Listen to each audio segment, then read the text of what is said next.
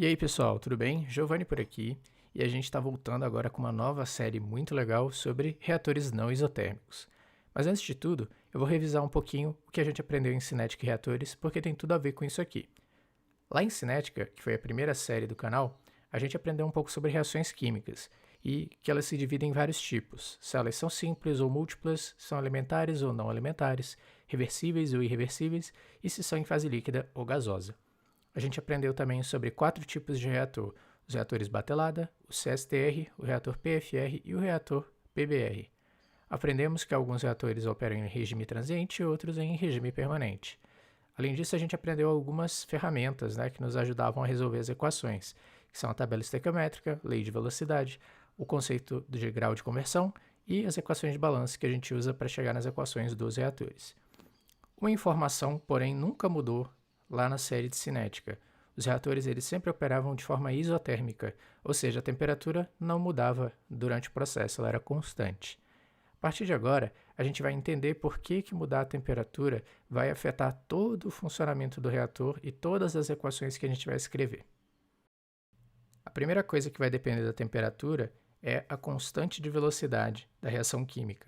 Então, eu já havia falado isso lá na nossa série de cinética, mas a constante de velocidade ela é regida pela lei de Arrhenius, que é uma equação matemática que depende da temperatura, como vocês podem ver. Nesse caso, a gente precisa usar a temperatura sempre em Kelvin, sempre temperatura absoluta. E aí a gente vai ter duas variáveis aí, né? A gente vai ter a variável azão, que é um fator pré-exponencial, é um número, e a nossa energia de ativação, que é a letra E maiúscula. Essa energia é muito importante porque ela é sempre constante e aí, dependendo da temperatura que mude, a gente vai ter uma constante de velocidade de reação diferente, maior ou menor, tudo bem? Além disso, quando a gente fala de reações em fase gasosa, ainda existe uma segunda dependência. A gente sabe que, segundo a lei dos gases ideais, existe uma relação direta entre a pressão de um gás, a temperatura e o volume. Só que a gente nunca fazia a comparação com a temperatura porque os reatores que a gente estava trabalhando eram isotérmicos. Só que agora a gente pode relacionar diretamente a concentração total dos gases dentro de um reator, a pressão em que esses gases estão submetidos e a temperatura. Dessa forma, a gente vai ter agora uma dependência também das concentrações dos gases em relação à temperatura. Isso vai dificultar um pouco na hora de escrever as equações quando a gente tiver reações em fase gasosa. Então, no fim das contas, a gente vai ter que a nossa lei de velocidade inteira vai depender da temperatura, vai ser uma função da temperatura. Dessa forma, a gente vai ter agora aqui considerar a temperatura em todos os cálculos que a gente fizer. Para a gente considerar a temperatura nos nossos cálculos, a gente vai fazer da mesma forma que fizemos lá em cinética. Em cinética, a gente utilizou um balanço molar para escrever as equações de balanço dos reatores. Aqui, em reatores não isotérmicos, a gente vai utilizar os balanços de energia para calcular a variação de temperatura dentro dos reatores. A questão é, diferente dos balanços molares, que eles eram bem intuitivos, bem triviais, os balanços de energia não são tão triviais assim, e a gente vai precisar de várias equações para chegar nos balanços finais que a gente vai resolver. Então, como o nosso objetivo aqui não é ficar demonstrando equações, é resolver exercícios, eu não vou ficar mostrando a prova, a demonstração dessas equações como eu fazia lá em cinética. Eu vou apresentar as equações para vocês e mostrar como a gente vai utilizar as variáveis que são dadas para resolver essas equações. E nesse vídeo, em especial, eu vou focar em revisar algumas equações importantes, alguns conceitos que a gente viu lá em cinética e reatores, para vocês não terem que assistir todos os vídeos de novo.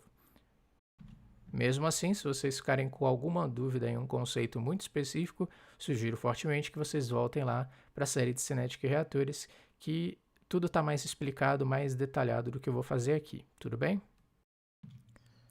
Então, eu começo apresentando para vocês os balanços molares dos reatores. O primeiro balanço é o do reator batelada. Vocês devem lembrar que, diferente dos outros reatores, ele é um reator em regime transiente, então as variáveis dentro dele, as propriedades, se alteram com o tempo, certo? Depois a gente vai ter o reator CSTR, é o único reator cuja solução não depende de equações diferenciais. Depois ainda a gente vai ter o reator PFR. Esse reator ele é um reator que as variáveis se alteram em função do seu volume, porque ele é reator em forma de tubo. E por último, a gente vai ter o reator PBR, que além de ter uma equação muito semelhante ao PFR, a diferença que ele vai ter é que as propriedades dele não mudam em relação exatamente ao volume, mas sim a massa de catalisador que tem dentro desse reator. E aí, a gente também tem a questão de que dentro dos reatores PBR ocorre queda de pressão, a pressão não é constante.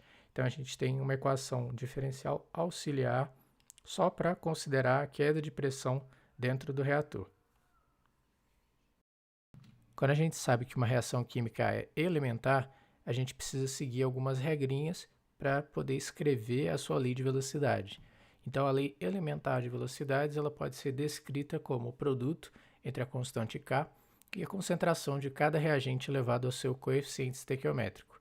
Se a gente observar a reação exemplo que eu botei, que é 2A mais B formando 2C, a gente vai ter dois reagentes, A e B, e o coeficiente estequiométrico de A é igual a 2 e o de B é igual a 1.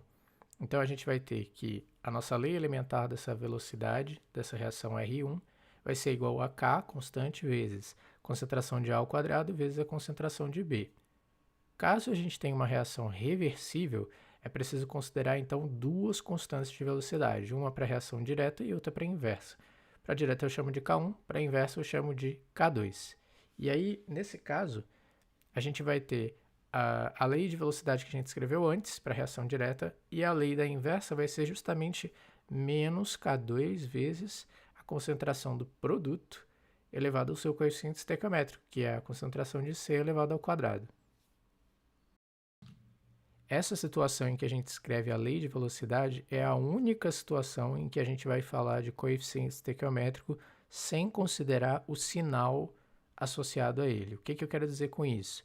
A gente não considera aqui que é negativo para reagente e positivo para produto. A gente considera todos os coeficientes positivos, é sempre elevado a um número positivo.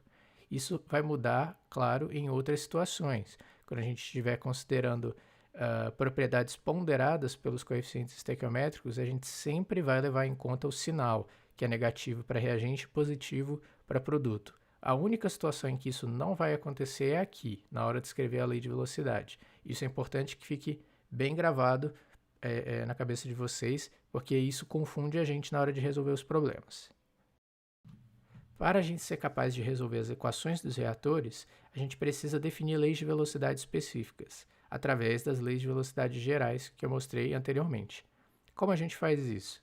A gente tem uma equação que diz que a lei de velocidade geral, R, vai ser igual à lei de velocidade específica, R, dividido pelo coeficiente estequiométrico daquela espécie. Se eu reorganizar isso, considerando que a minha velocidade específica é em função do reagente limitante, que eu sempre chamo de A, eu vou dizer que a lei de velocidade específica de A é igual ao coeficiente estequiométrico de A, que é essa letrinha grega, vezes R1, Rzinho1, né, que vai ser a minha lei de velocidade geral. E aí vejam que se eu utilizar as informações da equação que eu mostrei antes, da equação química que eu mostrei antes, a gente vai ter que o coeficiente estequiométrico de A é menos 2, e agora a gente está usando com sinal, certo? Porque vai importar se é positivo, se é negativo, se é produto ou se é reagente, vezes a lei de velocidade geral que a gente já tinha definido, que era K, CA ao quadrado vezes CB. A gente também tem o uso das equações auxiliares para facilitar os nossos cálculos. Então, a primeira equação que eu coloco ali é que a vazão molar de uma certa espécie J é igual à concentração dessa espécie vezes a vazão volumétrica da corrente onde ela está fluindo. Depois a gente tem as equações que mostram que a vazão molar total em uma corrente é igual à soma das vazões molares daquela corrente, de cada espécie, e a concentração total de uma corrente é igual à soma das concentrações de cada espécie nessa corrente. Depois a gente tem as equações que dependem da lei dos gases ideais. A primeira, então, mostra uma equivalência entre as propriedades no início e no final de um reator operando em fase gasosa. Então, a gente tem que a vazão volumétrica final sobre a inicial é igual à pressão inicial sobre o final, vezes a temperatura final sobre a inicial, vezes a vazão molar total final sobre a vazão molar total inicial. Além disso, a gente tem outra equação que também depende da lei dos gases ideais, que diz que a concentração total final sobre a inicial é igual à pressão final sobre a inicial vezes a temperatura inicial sobre a temperatura final. A gente também vai ter uma equação que fala que a concentração de uma certa espécie na fase gasosa é igual à fração molar daquela espécie na fase gasosa vezes a pressão dividido por RT. Essa vem também diretamente da lei dos gases ideais. Por fim, a gente tem essa equação que é a definição da fração molar. Então, vai ser a vazão molar de uma certa espécie sobre a vazão molar total ou a pressão parcial daquela espécie dividido pela pressão total.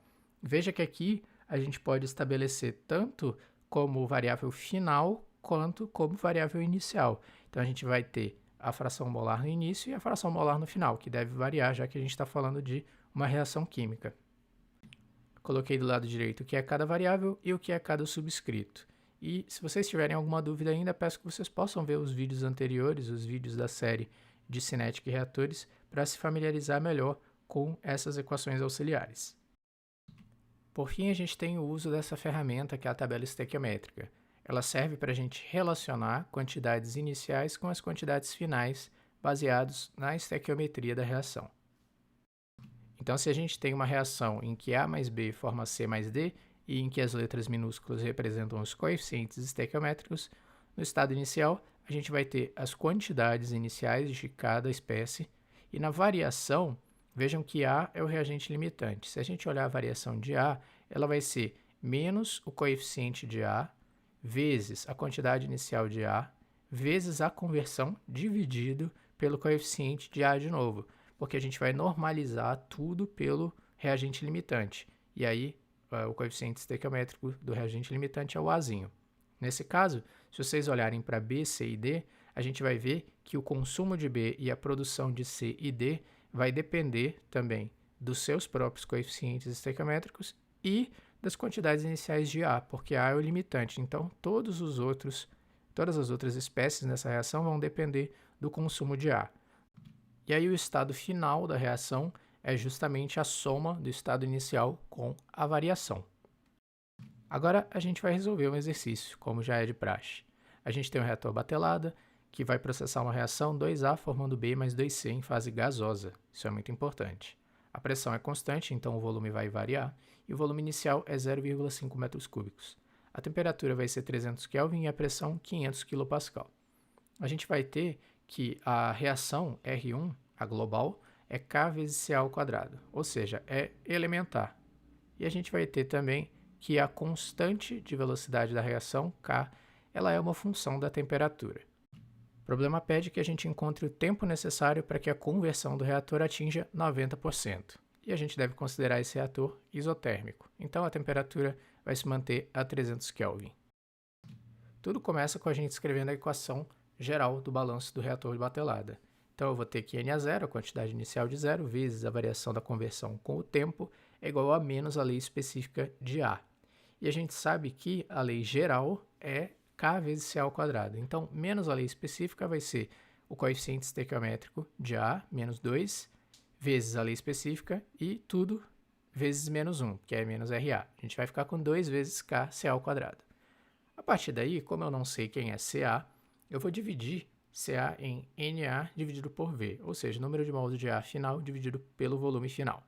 E aí, se eu uso a lei dos gases ideais, já que é um problema em fase gasosa, eu vou ter que a pressão inicial sobre a pressão final, vezes o volume inicial sobre o volume final, é igual ao número de mols total inicial sobre o final, vezes a temperatura inicial pelo final. Só que tanto a pressão quanto a temperatura são constantes nesse problema. Então, eu fico só com uma equação que diz que o volume final é igual ao volume inicial vezes o número de mols total final dividido pelo número de mols total inicial.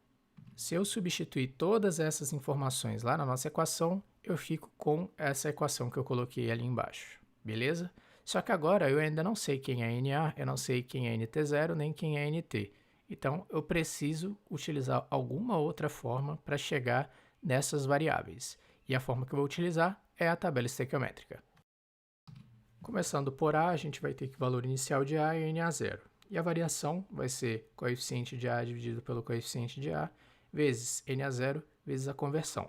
A gente vai ter um Na final, né, de Na0 vezes 1 menos x, ou Na0 menos Na0 vezes x. Para B, o valor inicial vou considerar 0, porque ele é um produto, e a variação vai ser positiva, né? Vai ser o coeficiente de B, que é 1, dividido pelo de A, que é 2, vezes Na0 vezes x. Isso vai ficar que NB é 0,5 vezes Na0 vezes x. E C não tem também valor inicial, a variação vai ser o coeficiente de C, que é 2, dividido pelo de A, que é 2 também, vezes Na0 vezes x. E a gente vai ficar com um NC final de Na0 vezes x. O NT vai ser a soma de Na, NB e NC, que vai dar Na0 mais 0,5 Na0 vezes x, ou simplesmente Na0, 1 mais 0,5 vezes x. E o NT inicial vai ser a quantidade total inicial, que é Na0, porque não tem nem NB0 nem NC0. Se a gente substituir todas essas informações na nossa equação do balanço, a gente vai ficar com essa equação aqui, e vejam que ela agora está em função da conversão, que é a variável que a gente vai integrar no fim das contas, e de várias variáveis iniciais que a gente é capaz de encontrar o valor através das nossas equações auxiliares. Antes de tudo, eu organizei a equação para ela ficar um pouco mais agradável aos olhos e condensei algumas informações, certo? Vejam que ali eu tenho que Na0 sobre V0 vai ser igual a Ca0, certo? Que é a nossa concentração inicial de A. E aí, como eu chego nesses valores? Eu vou utilizar a lei dos gases ideais primeiro. Eu tenho todas as condições iniciais do nosso problema. Então, se eu utilizar o PV sobre RT, eu consigo encontrar o número de mols total inicial, que não é nada mais nada menos do que o próprio Na0, que eu vou encontrar como sendo 100,23 mol de A. A partir daí, eu posso utilizar aquela equação auxiliar que a gente já utilizou, que diz que Na0 sobre V0 é igual a Ca0, e aí eu divido 100,23 por 0,5, que é o volume inicial, e chego numa concentração inicial de 200,5 mol por metro cúbico. Para encontrar o K, eu substituo a temperatura de 300 Kelvin na função da temperatura, a lei de Arrhenius, né, que a gente tem para cá. E eu chego numa velocidade de 0,00334 metros cúbicos por mol por hora. Se eu substituir agora todas essas informações na nossa equação, eu fico com essa equação diferencial, que diz que a variação da conversão em relação ao tempo é 2,67 vezes 1 menos x sobre 1 mais 0,5x ao quadrado. E essa é uma equação diferencial de primeira ordem que eu posso resolver da maneira que eu achar mais conveniente. Como nos vídeos anteriores eu mostrei como a gente usa o método de Runge-Kutta para resolver isso aqui, eu vou utilizar o método de Runge-Kutta no Excel e a gente vai chegar no valor que a gente quer. Tudo vai começar então com o nosso VBA, certo? Eu implementei aqui uma nova função de Runge-Kutta, eu chamei ela de Runge-Kutta 1, que ela vai ajudar a resolver a equação diferencial numericamente, através desse método aqui. Eu já coloquei aqui a função que define nossa equação diferencial. Bom, antes de tudo, se você tem alguma dúvida com isso aqui, peço que você assista os vídeos sobre o Excel, que eu explico exatamente como implementar esses métodos numéricos no Excel. Agora, o que a gente precisa é de um valor de xf, que no caso da nossa equação é o t, para o qual a resposta da nossa equação diferencial vai ser 90%. Então, se eu for lá para a planilha, eu coloquei t igual a 1 aqui, e o meu x de t vai ser a minha função. O valor inicial de t é 0 e o da conversão também é 0, né? O reator começa com a conversão igual a 0. O meu passo vai ser colocar 1/100 e o valor de t é 1. Bom, com o tempo de 1, a gente chegou numa conversão de 64,4%. Eu vou até colocar os valores aqui como porcentagem. E se eu estender um pouquinho isso aqui e colocar 2, por exemplo? Com 2, a gente atingiu uma conversão de 76,54%. Com 4, a gente atingiu 85,64%. Com 5, a gente atingiu 87%. Com 6, 89%. Com 7, a gente atingiu 90% de conversão. Ou seja, no fim das contas, para a gente atingir 90% de conversão, nessas condições aqui, o nosso reator precisa operar durante 7 horas aproximadamente. E é isso aí, pessoal. A gente chegou no final do nosso primeiro vídeo da série de reatores não isotérmicos, que foi mais uma revisão para a gente relembrar as coisas que a gente poderia ter esquecido da série de cinética e reatores. Peço que, se vocês não conseguiram acompanhar alguma coisa aqui, que vocês possam olhar de volta os vídeos da série de cinética e reatores, porque eles são bastante detalhados, bastante completos, e é o que eu pretendo fazer aqui também com a parte dos reatores não isotérmicos, que vai começar a partir do próximo vídeo. Muito obrigado por ficar com a gente. Peço que você possa dar um likezinho no vídeo, se inscrever aí, ativar as notificações. Compartilhe o vídeo com os amigos de vocês, com o pessoal da engenharia, da faculdade, para quem vocês acharem que pode ser relevante. E até o próximo vídeo, gente. Tchau!